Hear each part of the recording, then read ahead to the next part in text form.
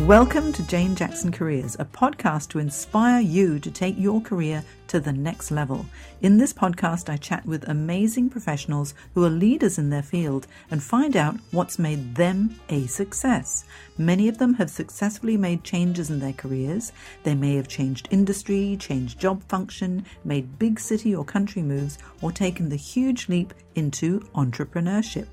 I also share practical and actionable career tips for those who want to explore what to do next in their career and aren't sure about what steps to take to get moving. Subscribe to this podcast for regular updates or visit me at janejacksoncoach.com.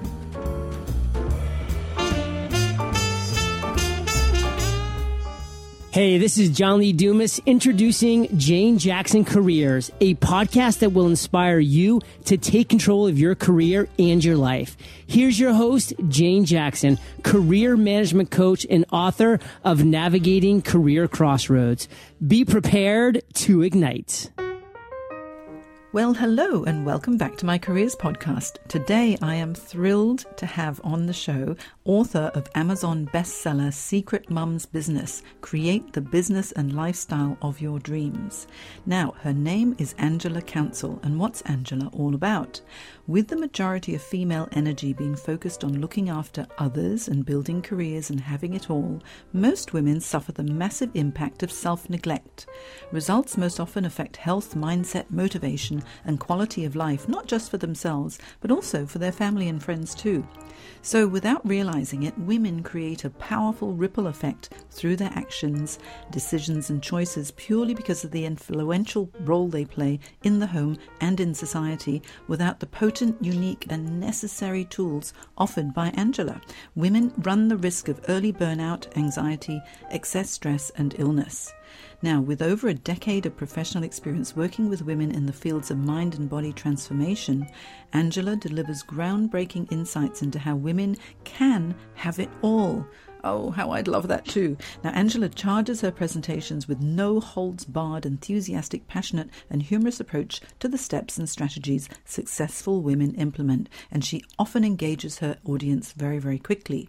So get ready to understand the intelligence of the human body and discover how simple, easy shifts in diet, lifestyle, and mindset will be the key to creating a spectacular future filled with life, energy, vitality, and excitement. I'm exciting just giving you this bio. And what's so interesting is Angela has actually had the most fascinating career journey. So let's find out about this leading stress and lifestyle expert who's passionate about health, loves helping women create the lifestyle of their dreams, and is about to launch her new podcast, Healthy, Wealthy, and Wise in Business.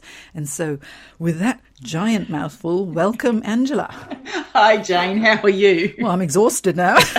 Yeah, let's all have a sleep now.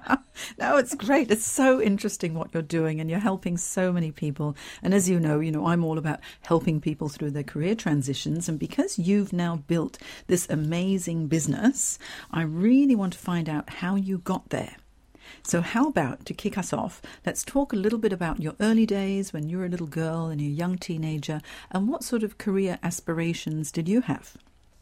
Well, like most little girls, I wanted to be a ballerina. That's pretty standard. But it's actually funny because I was thinking the other day when I'm about to show my age right now.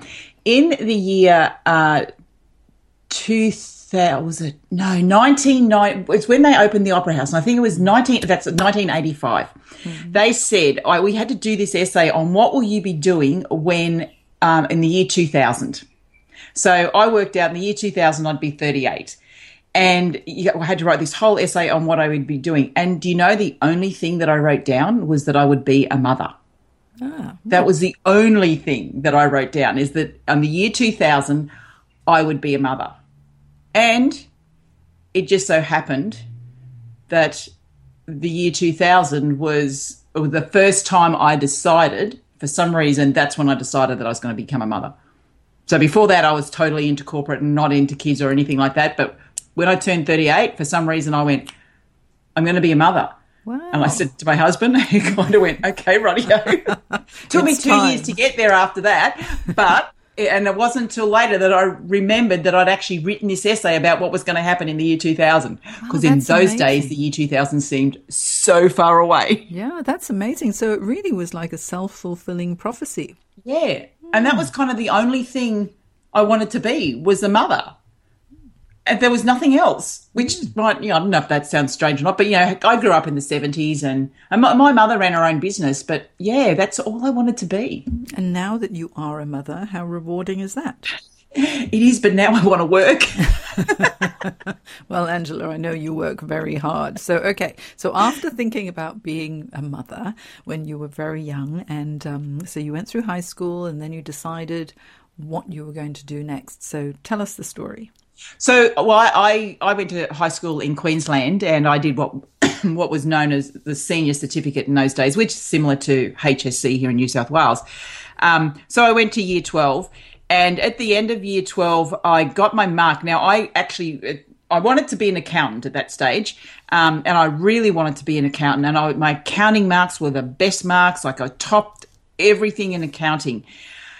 But unfortunately, when I applied to university, my score, which I think was called our TE score at the time, it was too low to get into accounting because I didn't do real well in maths. So I kind of failed maths, except for one semester, which was computer maths, because computer science was just coming in. And that was the thing that I blitzed, was computer maths, but normal maths, don't ask me how to do it. So couldn't get in to be an accountant with the scores that I had. So the next best thing for me was to go and work for the Commonwealth Bank. So I did the entrance exam for the Commonwealth Bank and basically walked straight out of high school, and within 2 weeks walked straight into a job in the Commonwealth Bank. Fantastic. And so how long were you with CBA? So I was with them for 17 years. And in that time, I actually did go and get my accounting degree. I had to do it as a mature age student. So I went in and did it the long way round. So I did a diploma in accounting, and then I went and I actually did my degree. So I do have a degree, a business degree. And I worked for the Commonwealth Bank for 17 years. And in 17 years, I actually went up the ladder really, really quickly. As a female, those days in the bank, it was very hard for females to get promoted. But I don't know if I was lucky, I was in the right place, whatever, it suited me, but I actually moved up the corporate ladder quite quickly. I started in Queensland, but then I got brought down to Sydney to do some projects, some major projects, working in some IT projects as a business analyst and a project manager. And when I was in Sydney, I started getting promoted. So I got promoted to what was the first level of manager, then into the second level of manager. And when I became a manager, which isn't the same way as the bank works now, I was the youngest female in Queensland to have managerial status, and I was only one of 8 in the whole of Australia. Wow. So, and then I got my next level of manager grade is what we call it, and then there was nowhere else for me to go in the bank. There were no more jobs because all the top jobs were all taken by men, and you they sat there until they kind of died. So there was nothing left for me to do. They actually didn't have a job for me for the last 6 months. I just sat there at a desk with nothing to do, getting totally bored. How frustrating. And so I had been working with lots of consultants when I was working in the bank because, we were doing all these major projects and they were bringing different consultants in and different companies in. So I actually then decided to become a consultant and go out and contract to some of these companies who were working in the other banks and the other I was mainly worked in financial and telcos, and I did that for the next 7 years. I think 7 years I went out there and I basically was a consultant, project manager and project director into IT projects. That's fascinating. And so your background really is quite technical, and you're used to leading your project teams. Yeah, so when I was working as a project manager, my largest project was in the National Bank, but it was it was an infrastructure one. Oh, how boring infrastructure is. It was an infrastructure putting into, so Telstra was putting infrastructure into the National Bank. And I was project director of that. That was based in Melbourne, and I had 40 staff working for me. It was a multi-million-dollar project, and it was one of the most stressful things I have ever done in my whole life. But I'm sure that you delivered on time, within budget, and it was a success. No, but that's not due to anything that was happening on our side. If you've ever, I don't know if you know anything about IT projects, Yes. we were delivering. So it's always up to business whether or not things are going to be delivered on time or in budget because they keep changing their requirements and they weren't doing their testing. And then we go, let's go, we're ready to go. We've got everything right. We haven't tested. Okay, well, we can't implement until that's just, and that is the world of IT. And it's like, I don't know that any project ever gets delivered on time or in budget. All you do is fudge the figures to make it look like it does, because you've got different expectations on both sides, and it's all about managing it. It's about managing expectations. What are we delivering? What are you expecting? What are we delivering? And let's come to something in the middle, because quite often they're two totally different stories. And isn't that life? Yeah. Where we've got two different stories, and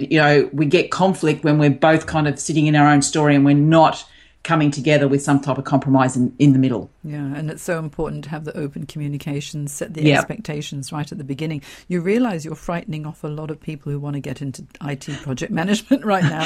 However, no, but it's very, for the right people. I mean, I loved it when I was doing it. The only thing that I had an issue with was when the reason why the Melbourne job caused me so much stress was because I was away from home. And that was when I'd actually decided at that stage, I was 38, that I wanted to have a family. So me being away from home and only seeing my husband, once a fortnight was kind of stressful for many reasons. And one of it was because I'd actually started to form this idea that I had a different role. And that, if before that, if I hadn't have been in that place, because before that, when I was doing projects, I used to do Westpac and used to go to Adelaide all the time. I used to love that. But it was only because I had realised that I had a bigger role to play, or a different role to play, and where I wasn't working for me. Actually, it sounds like that was the time when you had a little bit of an epiphany or a pivot with regard to what you were going to deliver in your career. So what was that turning point when you decided, okay, IT, project management, I've got, my finance background as well. I'm working with large corporates, but it's not for me. What happened? What was that moment when you thought, okay, I'm going to do something completely different? Well, it was actually the contract after that Telstra one. I did fall pregnant and I miscarried at 12 weeks. Oh. And at that stage, I realised that my job and my stress was affecting my health.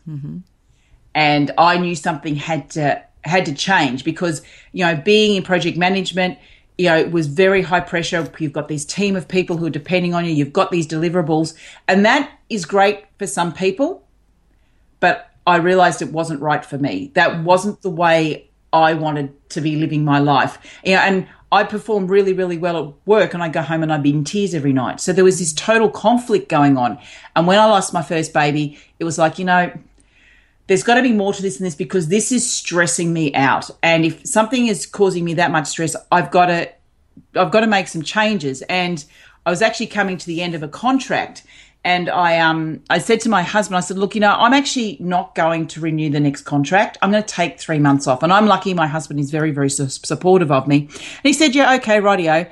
And I'd heard a little bit about this thing called naturopathy. I didn't really know a lot about it. I'd been doing some nighttime courses on nutrition and aromatherapy and herbs, and I kind of liked it. And I thought, I'm going to go and find out a little bit more about this. So I told him I was taking 3 months off. I was thinking 6 months, just didn't tell him that. So I went off, I signed up for naturopathy college. Within 1 month of studying naturopathy, I was pregnant with my son, who turned 13 last week. I never, ever went back to the corporate world. The next 5 years, I studied to become a naturopath. I did my degree, and in that 5 years, I was either pregnant or breastfeeding for the whole time, because I had 2 children. How wonderful is that? It's almost like you fell pregnant when you walked away from the stressful situation. Yes. And your whole body, within a month, it happened. Yes. It was unbelievable. And it's like, isn't it? Yeah, and that was a real sign for me that, because I went into naturopathy because I've always had this belief that the body knows how to function itself when we give it the right environment. And that was a real telling sign for me that as soon as I let go of the stress and I started living with what was important to me, not what everyone else expected of me. Like as a consultant, I was highly paid. We traveled the world. We had great holidays, but that wasn't me. And now, yes, I've got that knowledge and I can use that in my business. I could never go back to that life because that's not who I was. Yeah, and also it sounds like the price you paid for your success in that role was really affecting your personal life. Yes. And when you think about it, it's your personal life that is the most important, the relationships, the family, your friendships. And if you don't have time to enjoy, what's the point? That's right. And if I was coming home every single night in tears, it's like, well, why do this? It's like, and those type of roles are great for some people. It just wasn't great for me. And that's a big part of what I do now is like, and I know that you do too. It's like, find what really works for you, whether or not it's within your career or you're running a business. Find out what is for you, what your passion is, what comes from your heart. Because when I think you're doing things from your heart, even on the tough days, it keeps you going. Yeah, that's right. If you know the whole reason why you're doing it, yeah, you're absolutely right. There are days when I might be working really, really hard, but you know what? Because I love what I do, it doesn't matter. I think, that's right. What else would I be doing? This to me is fun. And it's so true, the saying that if you do something you love, you never work a day in your life. It ends up becoming like your vocation. And now, Angela, you, stress and lifestyle expert, okay? So you set up your business. Now, what do you find is the most rewarding about what you do now? Seeing the difference that just a couple of little things that I can teach others can make in people's lives. Because, I can go and I can present to, a group of women, whether it be at a networking group or one of my events, and I might just, a number of women afterwards just say, you just said that one thing and I just made that one change and my life has changed, unbelievably. And because some of the things are so simple, but we just don't see it. And when someone says, for one woman that I was actually speaking in a networking group, and she's a mortgage broker and she was working for another mortgage broking company and she wasn't happy, but she needed the income. She kept going and she heard me speak. One of the things I often speak on is values, having a business that's created around your values. And we did a values exercise and her highest value was her family. And I said, when you can create a business based around your values, you'll attract other people who've got similar values and then you'll actually love being in your business. And she went away and she realized that the business she was working in for someone else, their highest value wasn't family.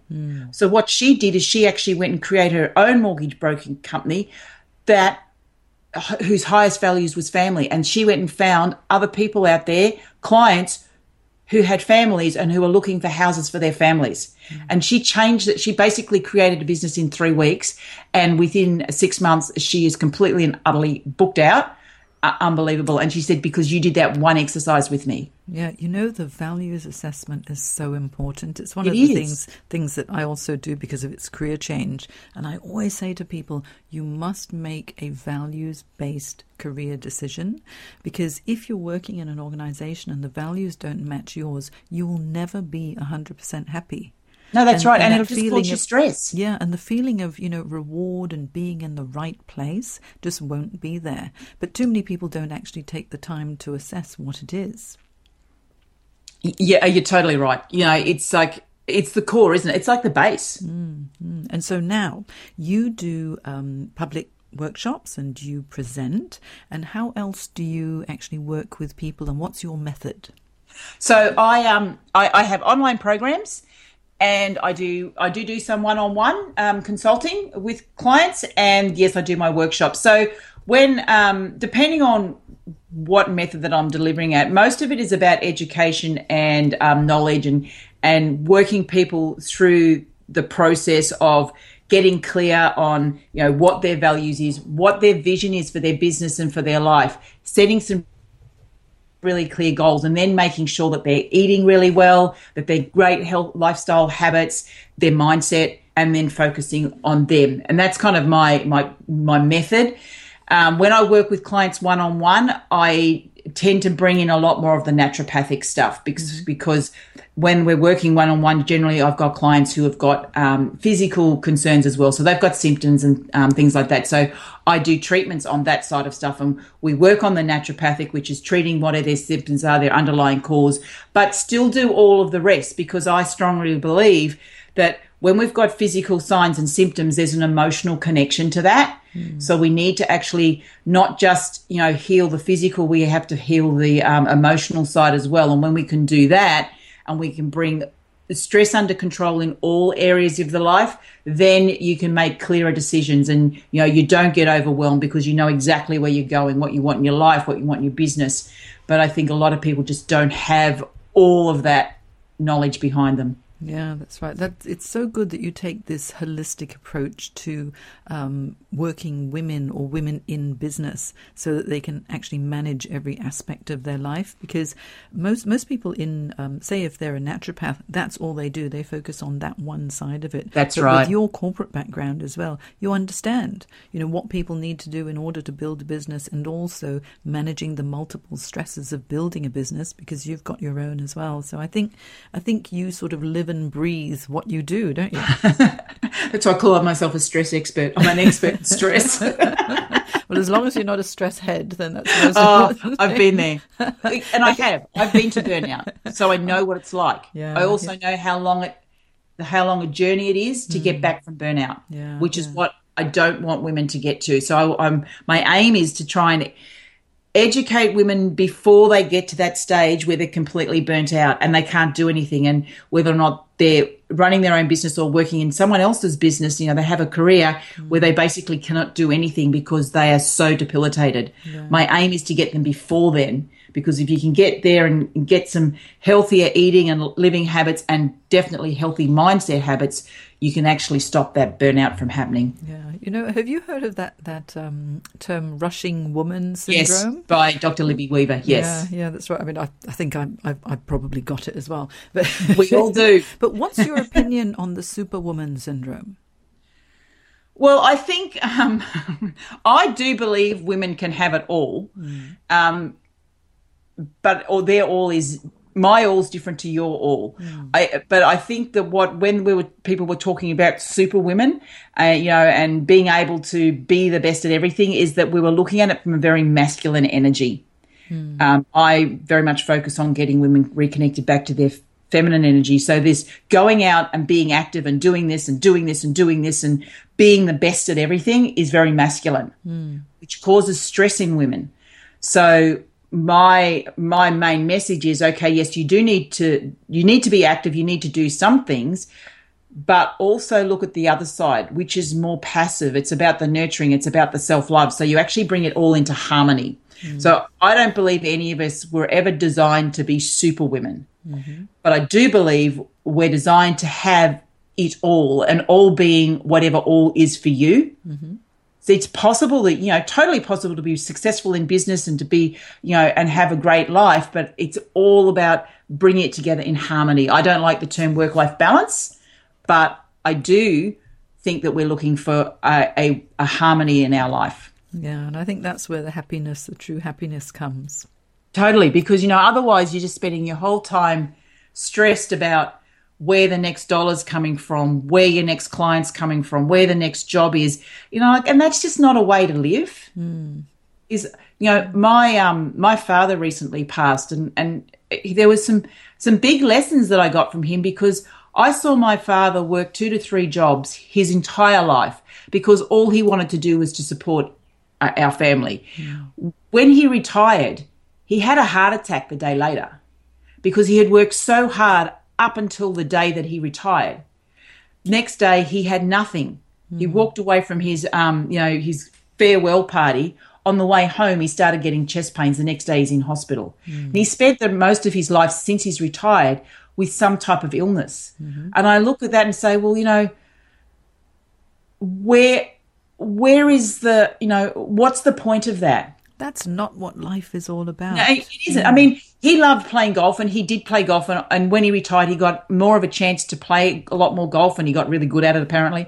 But then, he always had something going on with his health. There was always something. He had cancer, and he had all these other things going on. And then, as I said, he passed not that long ago. He passed last month after having cancer for 12 months. And whilst his quality of life was pretty good for the last 12 months, I looked at him and I kind of went, what did you give up? You gave up so much to provide for everyone else. Where did you provide for you? And it really gave me a few big aha moments as to why are we doing this stuff? When you think about the fragility of life as well, and how busy we all get, and we all have all of these plans, and so often we put off being happy to later, thinking when I lose weight, when I get that promotion, when I get married, when I have children, when I retire, then I will be happy. And it's not the right way to live our lives. We need to be No, it's not, because you can't present. rely on anything else to make you happy. That's right. And I'm so sorry to hear about your father passing, and I'm sure he is now at peace, and you've got some beautiful memories with his, his eternal spirit will always be with you. That's right. He's obviously had, quite a big influence in your life as well. And it was a big wake-up call, wasn't it? Yeah, it totally was, because, I came back because he was in Brisbane, and I spent the last week up there because I got the call that he was in hospital and time was running short.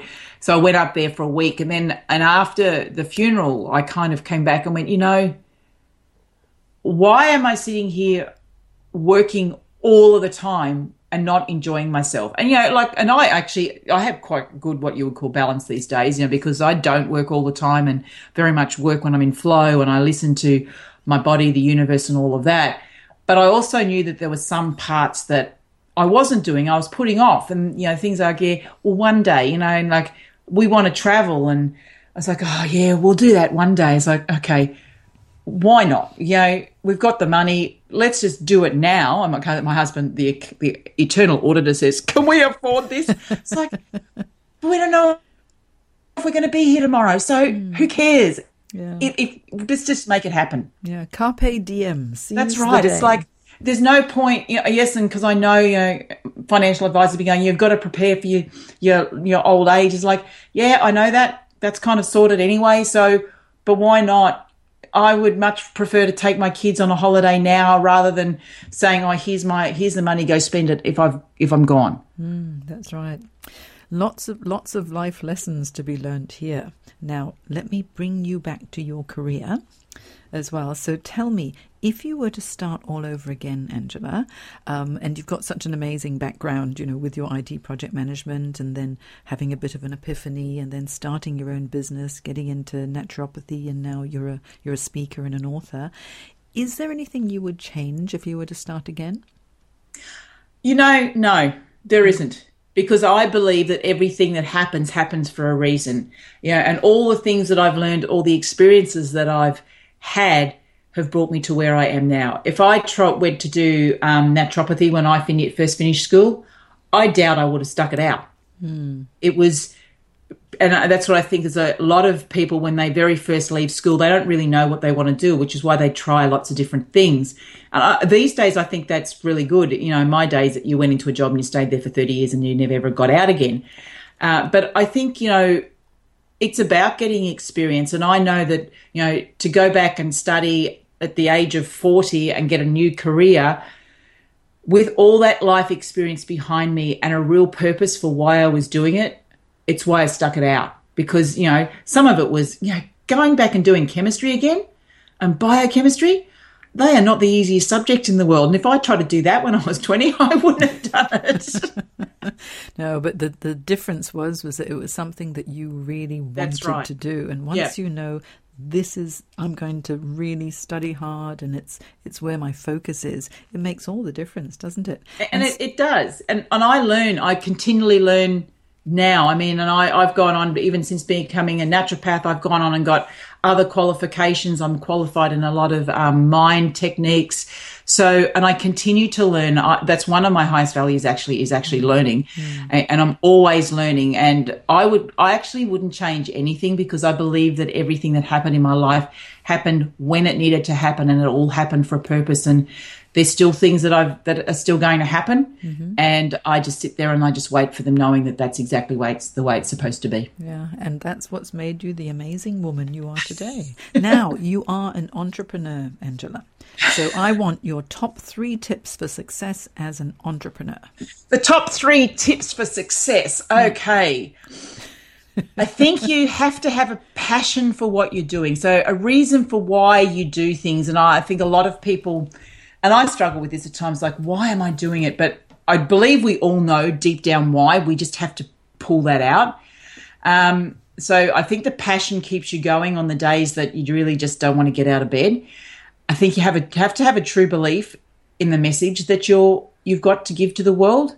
So if you truly believe that you've got something that's going to make a difference in the world, you will do what it takes to get that message out.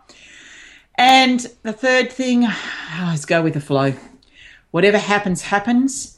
There's no point stressing about it. You can't change it. Whatever happened yesterday. Let it go. You don't know what's going to happen tomorrow. Just be in the moment right now and make your decision based on where you are right now and the experience that you're in right at the moment. Fantastic tips, and it's a wonderful way to live our lives, isn't it? Now, if people want to find out more about you, Angela, where can they find you? Okay, so my website is www.angelacounsel.com. That's my website. Now, my book, Secret Mums Business, if any of your listeners would like to get a copy of that, I'll give you a link where they can go and get the ebook version, which is the version that was up on Amazon, which became our number 1 bestseller. And the link for that, and I'll send it through to you anyway, is Secret Mums Business, so with a U, not an O, mumsbusiness.net.au/secret-mums-business-e-book. Which now means you have to hop onto my website to get that URL, because no one will have remembered it. That's right. Or just keep replaying this bit over and over again. So if you go in there, there's a landing page there, fill your details out, and you'll actually get a copy of the ebook. It'll just be sent straight to you by PDF. Okay, that's fantastic. So that's Secret Mums Business, Create the Business and Lifestyle of Your Dreams on Amazon. So if you hop on to my website, janejacksoncoach.com, I'll have all of Angela's links, including her website. And also you're on Twitter and Instagram too, Angela. And I'm on all social media. Yeah, you are everywhere. I spend too much time on social media. And I know your handle is at Angela Counsel, and Counsel is Counsel. Yep. So you can find Angela absolutely everywhere. I'm going to be promoting you absolutely everywhere as well. And so now I could talk to you all day, and I've got to have you back again, Angela, because this is just, really nice having a chat. And you've got just so much to share. So thank you so much for your time today. It's been an absolute pleasure, and I'm totally inspired. It's been great chatting to you, Jane. Thanks, Angela. Bye. Today's podcast is brought to you by audible.com. You can get a free audiobook download and free 30-day trial at audibletrial.com/Jane Jackson Careers. There are over 180,000 book titles to choose, so give it a go and get your free audiobook today from audibletrial.com/Jane Jackson Careers. You've been listening to Jane Jackson Careers. Sign up to receive regular career advice at janejacksoncoach.com.